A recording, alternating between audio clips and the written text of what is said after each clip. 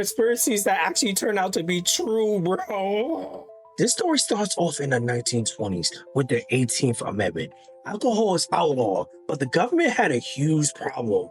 While you couldn't legally drink alcohol was essential for the industry. It was used to make everything from antifreeze to Soviets to canned fuels. And this was called industry alcohol. And for bootleggers, this was a gold mine. They started stealing and buying up huge quantities of this industrial alcohol, hiring chemists to reanimate it and remake it and remove chemicals that make it unfit to drink. For a while, it worked, and business was booming, as they say.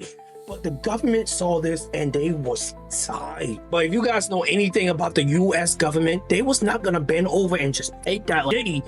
They was actually gonna fight back. But not with no police raids or informants. They actually fought back with a little thing we call poison. So under the authority of the Volstead Act, the Treasury Department ordered companies to make their industry alcohol more undrinkable.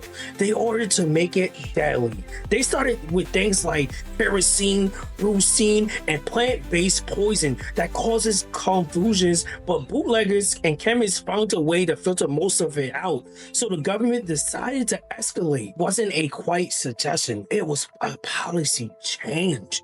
On Christmas Eve of 1926, New York hospitals was flooded with people. They were sick, blind, and paralyzed, dozens unalived in agony.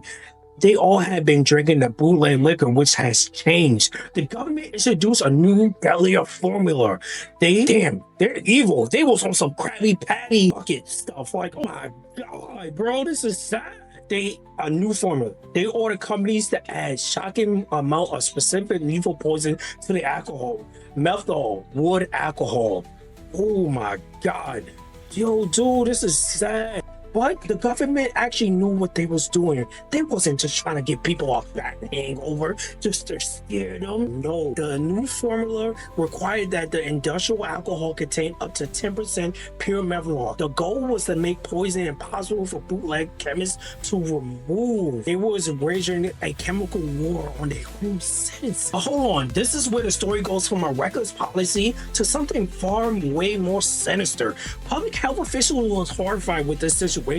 New York City Chief Medical Examiner Charles Noyes went on a public crusade. He called the government program a national experiment in extermination. He held press conferences showing the bodies of unalive, trying to warn people. But the government responded to the outcry. Did they back down? No, they actually doubled down on what they was saying. They was on Batman. But after a point, it was clear to everybody, if you drunk this, you deserve what you got. It was a state-sanctioned murder disguised as law enforcement. As if you enjoyed today's video, make sure you drop a like, hit the sub button. And if you want me to dive into any other crazy conspiracies, let me know in the comment section or just DM me on Discord.